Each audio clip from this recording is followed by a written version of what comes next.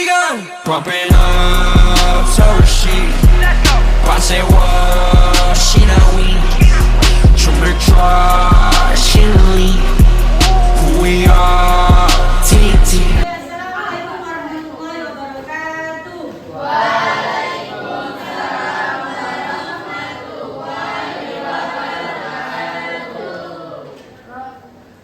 Sebelum kita memulai pembelajaran hari ini, alangkah baiknya kita berdoa bersama terlebih dahulu. Berdoa mulai. Oke,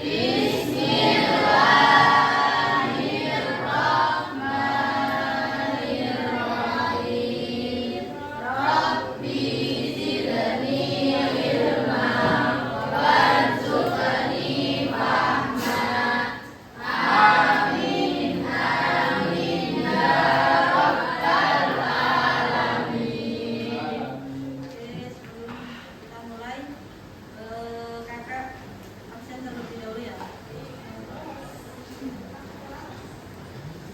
Ahmad Zamaksyari, Muhammad Zaikal, Muhammad Ilham, Muhammad Jalaluddin. Sudah absennya. Sekarang ya, kabar kalian gimana?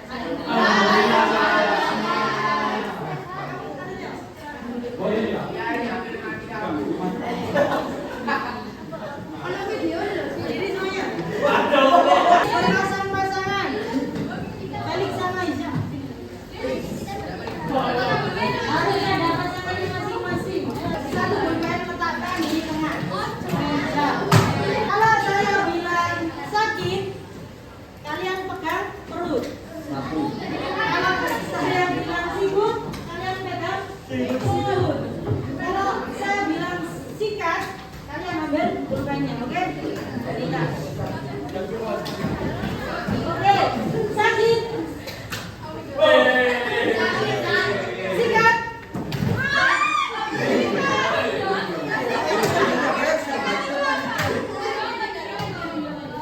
Sikut. Sikut. Sakit. Sikut. Sikut. Sakit. Sakit. Sikut.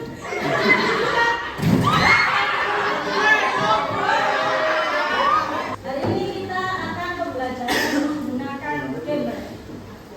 Oke, jadi nggak kayak biasanya diskusi saja, tapi nanti di akhir pembelajaran ada game.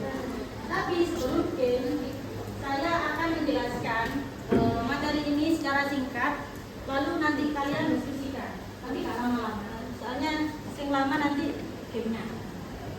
Jadi saya harap kalian mendengarkan materi yang saya jelaskan dengan sungguh-sungguh ya. Jadi kita hari ini belajar hadis riwayat Imam Bukhari sama Imam Abu Dawud. Oke, sebelum masuk ke materi hari ini, masih ingat materi yang kemarin apa udah lupa semuanya? Sudah lupa semua. Sedikit. Mantap di surah An-Nisa sama Hud. Kemarin An-Nisa menjelaskan tentang apa? Ayo. Lupa semua? Apa? Tentang itu. Tentang menjaga silaturahmi. Terus sama berbuat baik. Ya, jadi menjelaskan hubungan kita dengan Allah, hablum minallah dan hablum minan nas. Dan yang surah Hud itu menjelaskan tentang apa? Yang baru. Setelah Hadisa, yang Hud. Ayat 112. Ya, tidak berbuat zalim. Yang kedua terus. Menentukan agama. Berselisih. Terus yang lain. Kok saling sini doang? Mengganggu masyarakat orang. Apa? Mengganggu masyarakat. Ya benar, mengganggu masyarakat tidak boleh. Sekarang dibuka materi hari ini yaitu hadis riwayat Imam Bukhari. Sudah buka semuanya? Jadi hadis ini tuh menjelaskan mengenai amanah dan kepemimpinan. Di situ Nabi bersabda bahwasanya kullukum ra'in wa kullukum mas'ulun an ra'iyati.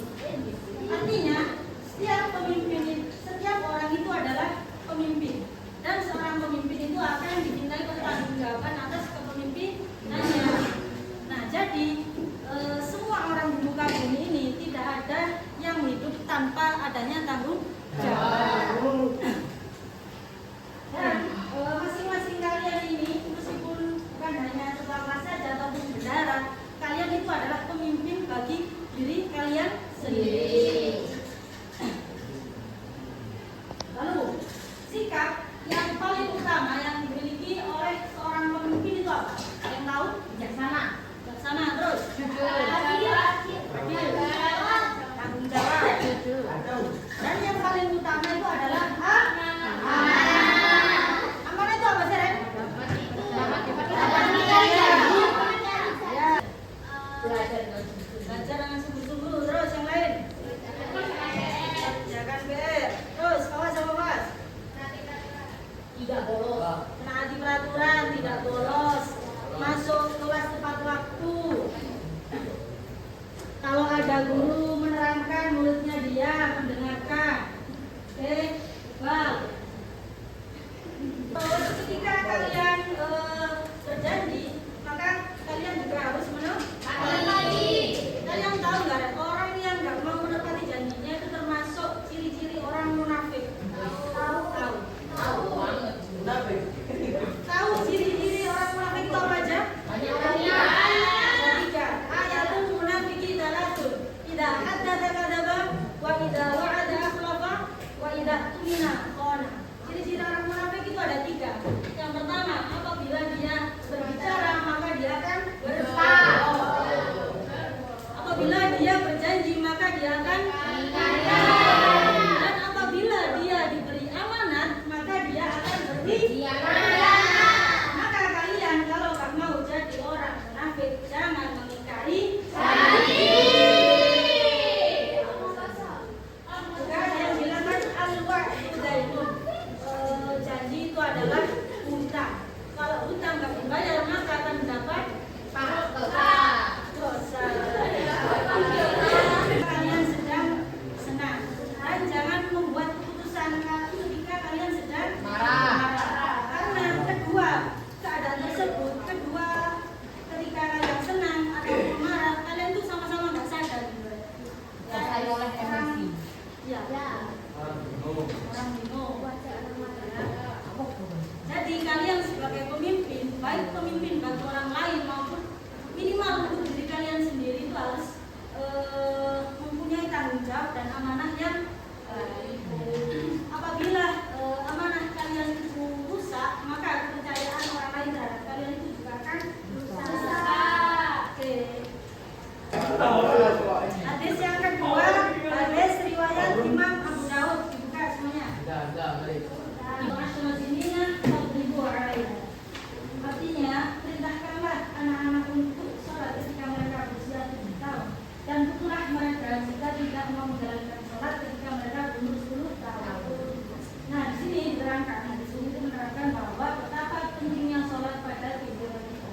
Disebutkan juga, sholat ini adalah tiang agama. As-sholatu bimaduddin.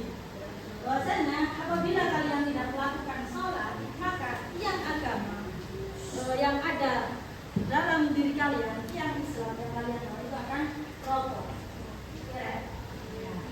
Perumpamaannya seperti ini. Ini tiang agama yang kalian bawa dalam diri kalian.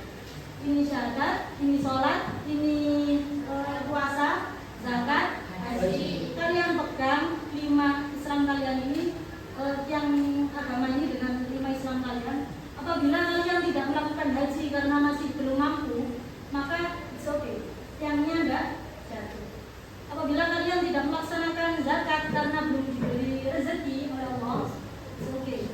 Apabila kalian tidak melaksanakan puasa karena udur mungkin ataupun sakit, it's okay. Dan apabila kalian tidak melaksanakan sholat ini, maka yang agama kalian itu akan itu sudah memerintahkan anak itu untuk sholat. Dan ketika dia berumur 10 tahun tapi masih nggak mau sholat, itu nggak apa-apa, sama Nabi dipukul, tapi ya wajarnya aja. Jadi kalian itu pastinya jangan menganggap sholat itu sebagai tanggungan ataupun ada tekanan ketika kalian melaksanakan sholat itu. Anggap upah mindset kalian bahwasanya sholat itu adalah kebutuhan kalian. Jadi kalian yang butuh kepada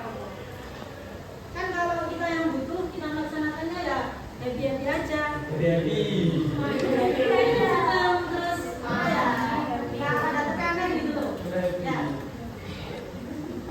Terus selanjutnya,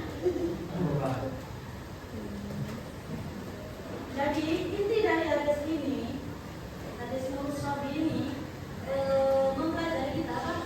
Mengajarkan kepada kita bahwasanya betapa pentingnya sholat untuk kehidupan kita. Oke, sudah.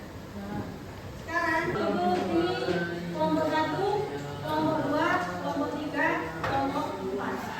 Oke. Jadi nanti diskusinya singkat saja, 5 menit. Tapi dalam satu kelompok saya bagi lagi menjadi 2 kelompok. Ada yang kelompok 5 Bukhari sama 5 Abu Daud. Oke. Dan seterusnya seperti itu ya kelompok lain. Nanti kalian diskusikan bersama kelompok Adi kayak kemarin ya. Ya. Yang gantian itu. Ya. Diskusikan selama 5 menit. Saya harap semuanya ketika berdiskusi itu kontribusi semuanya. Kalau ada satu yang nggak kontribusi, lapor ke saya. Oke?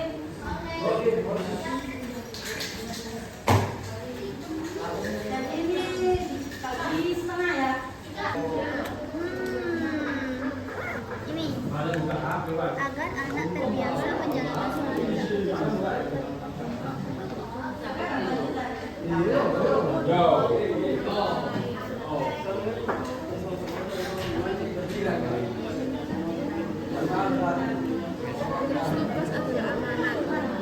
Tugas adalah amanat. Apa itu? Ketua kelas memberikan informasi kepada murid-murid lainnya.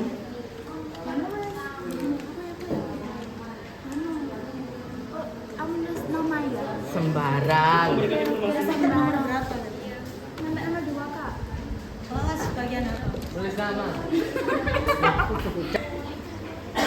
Ini bisa story.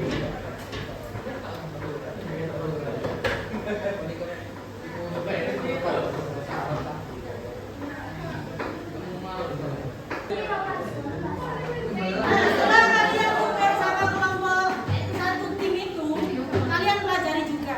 Oke? Yang Bukhari pelajari yang Abu Daud, yang Abu Daud pelajari yang Bukhari. Oke? Kita kasih waktu 5 menit lagi buat pelajari. Sudah semuanya? Sudah ditukar sama kelompoknya? Sudah dipelajari? Sudah dipelajari? Dikumpulkan ke depan.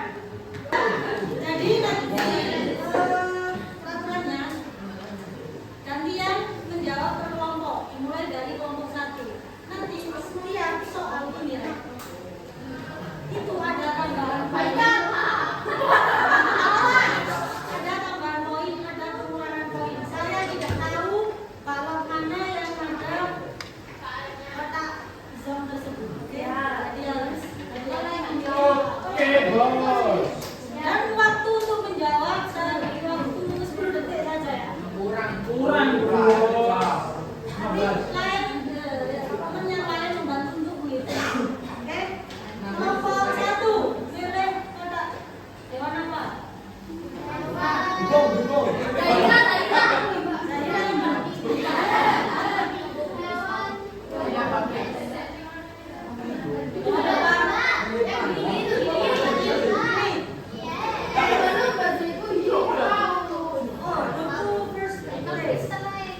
Nyamuk. Oh, dapat 5 poin kelompok 1. Kelompok 2.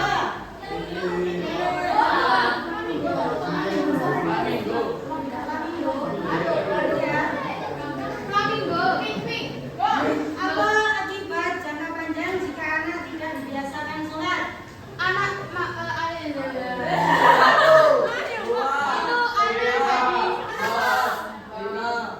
jadi jauh dari agama, maksudnya suka maksiat, suka nakal.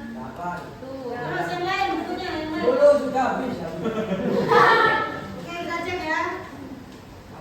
Lemah, dibulin gak diman? Benar. Iya, maksiat itu kan iman. Iya betul. Kelompok 3.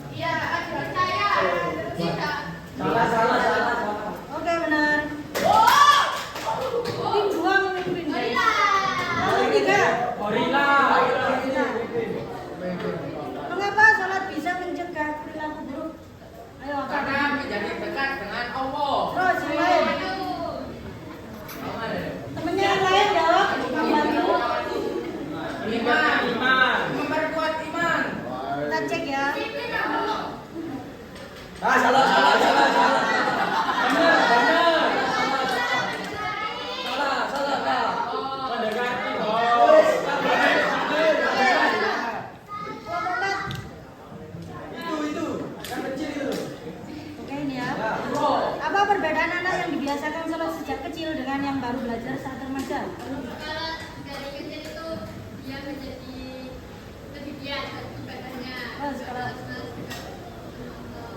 Kalau remaja kan bisa diaturnya. Oke, kita cek ya. Oke, benar.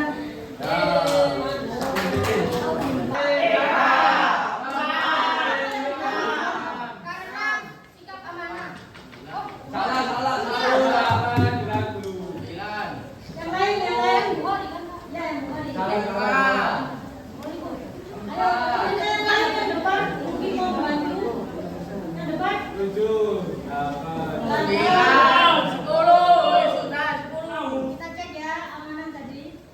Karena tadi kita belum jawab. Salah ya, Beb? Kelompok 2. Ayo, semangat. yang yang bawah sebelah kanan. Ikut apa? Ini. Iya. Salah. Oke, teman. Tim 3. Ada single. Kok bisa ya, Oi, yang atas sendiri. yang ada sendiri. Oke. Kami itu kan tadi. Jika seorang guru selalu tepat waktu sholat dan mengajar, pengaruh apa yang muncul pada siswa? Mengikuti kebiasaan baik dari gurunya. Terus, apa lagi? Oh, ada lagi. Salah. Jika seorang guru selalu tepat waktu sholat dan mengajar, pengaruh apa yang muncul pada diri siswa? Ya, terus. Disiplin apa lagi? Disiplin, terus. Oke, kita cek. Salah. Oke, benar. Wow. Ya terakhir. Penentuan ini. Ya ngambil poin 2. Sejak usia berapa anak diajari sholat? 10.